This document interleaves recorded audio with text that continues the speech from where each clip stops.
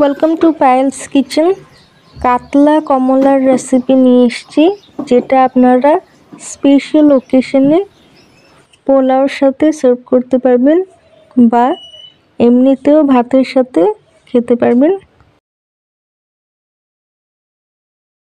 এখানে দুটো মিডিয়াম সাইজের পেঁয়াজের টুকরো আছে, এক টুকরো আদা ছোট ছোট টুকরো করে রেখেছি, কিছু কাঁচা লঙ্কা ভেঙে রেখেছি, ঝালটা আপনাদের পছন্দ অনুযায়ী অ্যাড করবেন, আর এটা লাস্টে গোটা অ্যাড করব।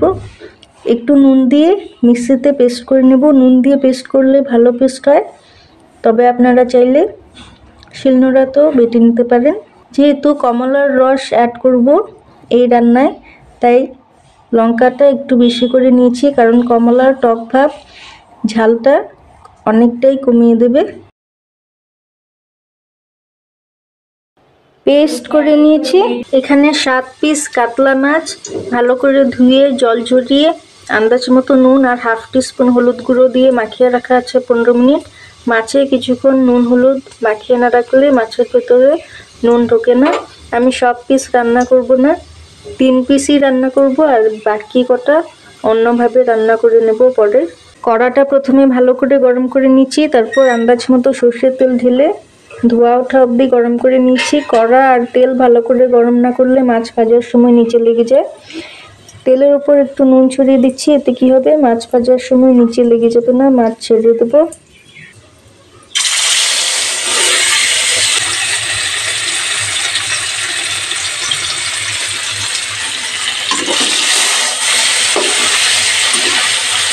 মিডিয়াম হিটে মাছ ভেজে নেব, এক সাইড হলে তারপরে উল্টে দেবো।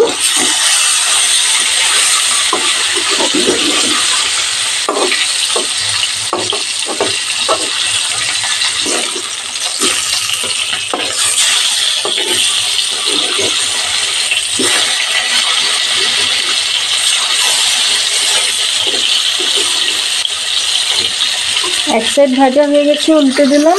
মাছ ভাজা হয়ে গেছে, নামিয়ে নেব। খুব বেশি কড়া করে ভাজিনি, এই রান্নায় বেশি কড়া করে ভাজলে খেতে ভালো লাগবে না। এইভাবে খুন্তি দিয়ে তুলে তেল ঝরিয়ে ঝরিয়ে নামিয়ে নেব।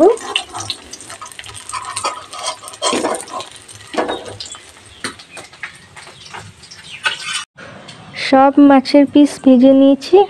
কড়াতে মাছ ভাজার তেল আছেই, আর তেল অ্যাড করার দরকার নেই। তেলটা আপনাদের পছন্দ অনুযায়ী অ্যাড করবেন। চাইলে এই রান্নাটা আপনারা রিফাইন্ড অয়েল দিয়েও করতে পারেন। এখানে একটা ছোট এলাচ থেতো করে রেখেছি, 3টি লবঙ্গ, 1 টুকরো দারচিনি আর একটা তেজপাতা অ্যাড করে দিচ্ছি তেলের উপর।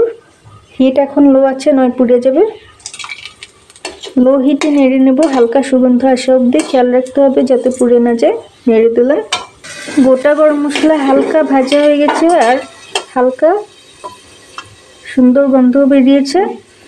এবার পেঁয়াজ, আদা আর কাঁচা লঙ্কার পেস্টটা অ্যাড করে দিচ্ছি, আস্তে করে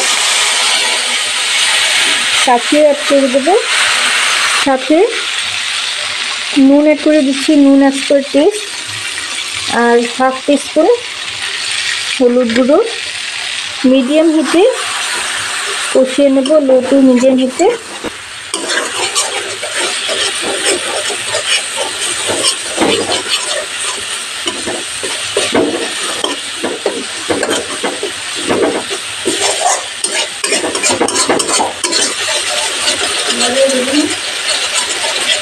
নেড়ে দিলাম। মশলা শুকনো শুকনো হয়ে গেছে, একটু গরম জল অ্যাড করে আর একটু কষিয়ে নেব। অর্ধেক কষানো হয়ে গেছে।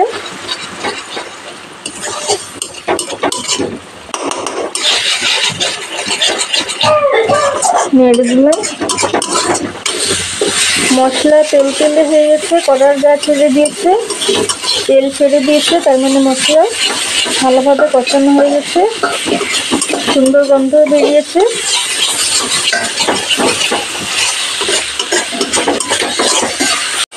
এবার আন্দাজ মতো গরম জল অ্যাড করে দেবো। ঠান্ডা জল অ্যাড করলে পানিশা হয়ে যাবে, তাই গরম জলই অ্যাড করতে হবে। আর বেশি জল অ্যাড করব না, কারণ কমলার রসও অ্যাড করবো আমরা। হিট হাই করে দিলাম, বয়েল আসতে দেবো।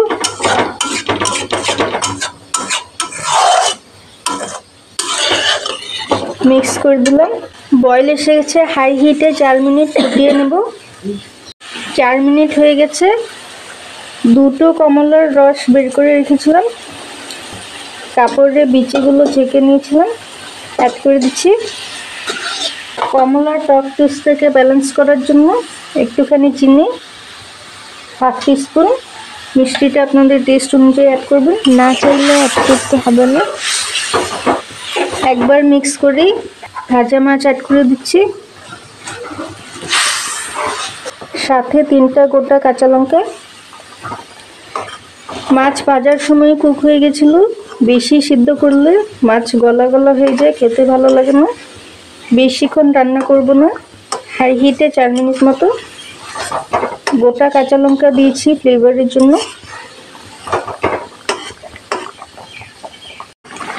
গ্রেভিটা অনেক গাঢ় হয়ে গেছে, আর টানাবো না, নয় গা মাখা হয়ে যাবে। এই রান্নাটা গা মাখা হয় না, ঘন গ্রেভি হয়। গ্যাস অফ করে দিচ্ছি।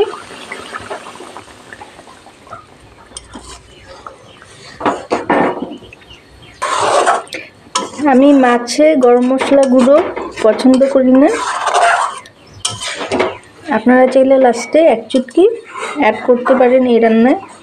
হালকা হালকা যাতে সুগন্ধ বেরোয়, তাই ফোড়নে একটু গরম মশলা অ্যাড করেছিলাম, কিন্তু গুঁড়ো অ্যাড করব না।